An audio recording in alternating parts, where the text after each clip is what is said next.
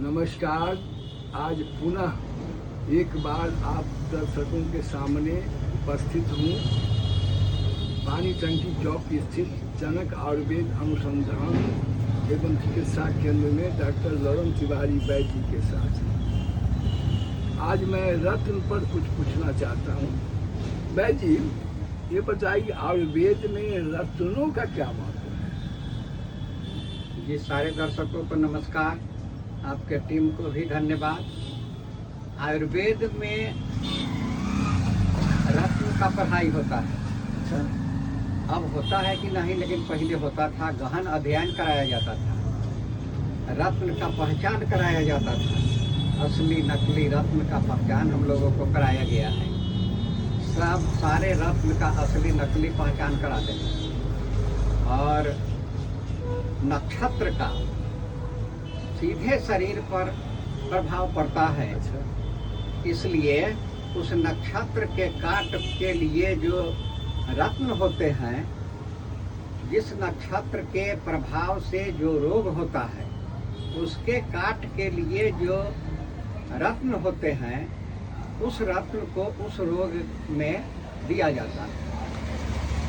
ज्योतिषियों का मानना था कि नग में, अंगूठी के नग में रत्न को जड़ करके पहना दिया जाए, त्वचा का स्पर्श होता रहेगा तो उसका लाभ मिलेगा। हमारे वैद्य के, आयुर्वेद के ऋषि मुनियों का मानना था कि हम जब त्वचा में सटने से इतना फायदा करेगा, खाने से तो हम उसको भस्म बना करके खिलाइए, काहे नहीं देंगे? जो पूरे शरीर में भिनता रहेगा, फायदा करता रहेगा। इसीलिए सभी रत्नों का विधिवत अलग अलग विधि से सभी रत्नों का भस्म बनाया जाता है। पहले तो हम लोगों से बनवाया जाता था, हम लोग भी बनाए हुए हैं। हम सोना का, चांदी का, जो कहिएगा बना देंगे, भस्म बना देंगे। उसको फिर उस भस्म को 7 दिन तक भावनात्मक खरल करना पड़ता है, तब वो शुद्ध हो जाता है, खाने लायक हो जाता है। सीधे खिला देने से उसका बुरा असर पड़ेगा। जैसे गंधक किसी को सीधे बाजार से खरीदिए या किसी को खिला दीजिए तो 6 महीना साल भर के अंदर उसको कुष्ठ हो जाएगा।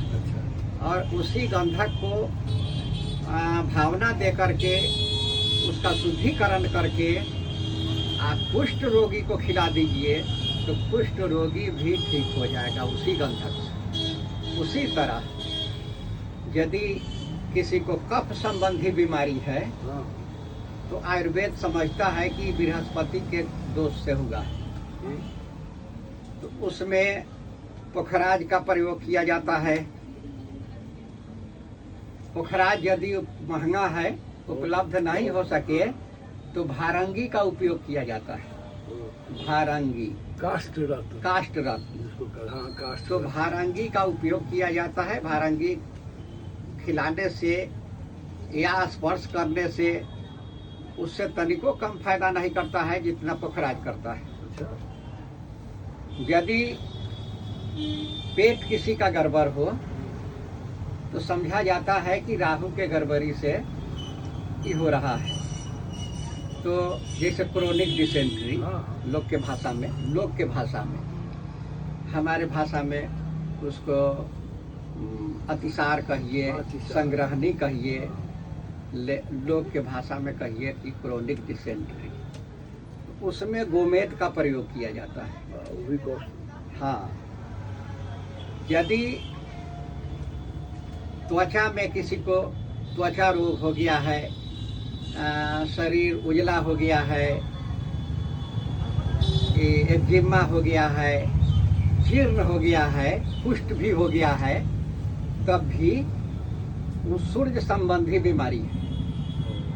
और सूर्य का रत्न होता है माणिक, इसलिए उसमें माणिक भस्म का प्रयोग किया जाता है। यदि किसी का दिमाग विक्षिप्त है, असंतुलित है, मन नहीं लग रहा है, मन बेचैन हो जा रहा है, तो वह चंद्रमा संबंधी रोग है।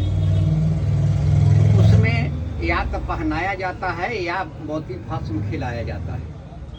मस्तिष्क के शांति के लिए मोती का प्रयोग किया जाता है। और यदि किसी का मंगल ग्रह खराब है ने उसको उद्वेग कहिए, उद्वेग, कोई एकदम उग्र हो जाता है, बात बात में उग्र हो जाता है, तो वो मंगल संबंधी दोष है। उसको मूंगा का प्रयोग किया जाता है, उसमें मूंगा का प्रयोग किया जाता है। और शुक्र संबंधी यदि किसी को गड़बड़ी है, जैसे सप्त धातु होता है, सप्त धातु की कमजोरी है, या हृदय संबंधी विकार है, उसमें हीरा भस्म का प्रयोग किया जाता है। जैसे हृदय संबंधी, जैसे टीबी हुआ, हृदय रोग हुआ, इस सब में हीरा का प्रयोग किया जाता है। शनि, यदि किसी को शनि संबंधी रोग हो, तो उसमें गोमेद, नीलम, ये सब का प्रयोग किया जाता है। यदि किसी को केतु संबंधी समस्या हो, जैसे आँख का समस्या, बाल का समस्या, दांत का समस्या, ये सब केतु संबंधी समस्या होता है, तो उसमें लहसुनिया का प्रयोग किया जाता है। हाँ, और किसी को बुध संबंधी यदि रोग हो तो उसमें पन्ना का उपयोग किया जाता है। और इस सब का हम लोगों को परिचय कराया गया, उसके असली नकली का पहचान कराया गया, और जीवन में भी, प्रैक्टिस में भी हम लोग उसका उपयोग करते हैं। खाने का अर्थ है कि फायदा तभी करेगा जो असली होगा तभी फायदा करेगा, मार्केट में नकली होगा तो फायदा नहीं करेगा। एक चीज आपने सब समझना चाहिए दिमाग में कि ये काष्ठ रत्न क्या है। जो पेड़ पौधा से होता है, जैसे मान लिया कि यदि कोई सोना खरीदने में सक्षम नहीं है, पुखराज खरीदने में सक्षम नहीं है, तो पुखराज के बदले, सोना के बदले वो या तो भारंगी का जड़ बाह में बांध ले या खा ले, तो पुखराज के जैसा फायदा करेगा। यदि वो भी उपलब्ध नहीं है तो केला का जड़, केला का सोन गुरुवार के दिन धारण करे तो वो भी पुखराज के तरह से करेगा। यही हुआ काष्ठ द्रव्य। मतलब ये कि अमीरों के लिए भी या गरीबों के लिए सारी सब व्यवस्था उपाय है, सारी और व्यवस्था है। हमारे जड़ी बूटियों में उतनी शक्ति है जो कॉस्टली रत्न में शक्ति है। हाँ, एक चीज और है कि जैसे हीरा के बारे में सुना है कि जहरीला होता है। ठीक है। और आपने कहा कि हार्ट रोग का हाँ, बीमारी के लिए हीरा दिया जाता है, तो ये कैसे हो? अभी उदाहरण दिए है ना, हाँ। गंधक का। गंधक का किसी भी चीज के शोधन कर दीजिए, शोधन करने के बाद वो अमृत हो जाता है। जैसे धतूरा का बीज है, तो धतूरा का बीज यदि किसी को खिला दीजिए तो नशा में चूर हो जाएगा। हो सकता है कि ज्यादा नशा हो जाए तो मरियो जाए, लेकिन उसी धतूरा को यदि शोधन करके ये बना दिया जाता है, उसका पाक, कोच पाक उसको कहते हैं। धतूरा को संस्कृत में कौच कहते हैं। तो कौच पाक यदि बना दिया जाता है तो वो पुरुषार्थ को बढ़ा देता है। एक तरफ जहर है, एक तरफ वो अमृत हो गया। ये किसी को बच्चा पैदा करने का शक्ति नहीं है और वो कौच का सेवन करे तो उसका पुरुषार्थ हो भाई जी, एक ही चीज है, उसके दो रूप हैं। अब ये जानकार वैद्य ही बता सकते हैं। हाँ, सब तो पहचानेंगे नहीं मार्केट। दूसरी बात ये है कि काष्ठ द्रव्य किसके बदले क्या है यह भी लोग नहीं जानते हैं। जानते भी हैं तो लोग बताते नहीं हैं।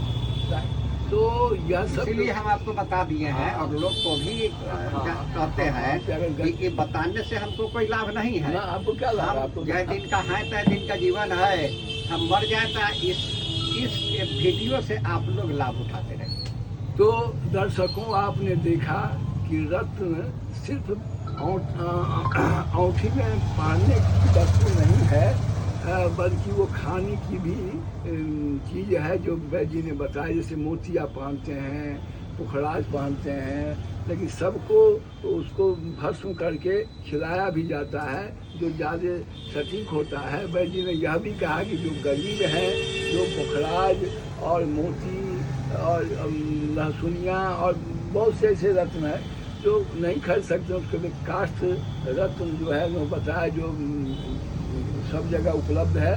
तो विश्वास है कि यह वीडियो आपको बहुत पसंद आएगा, और इसके लिए आप लाइक शेयर कमेंट करके सब्सक्राइब कर दीजिए ताकि नया नया वीडियो आपके पास पहुंच सके। धन्यवाद।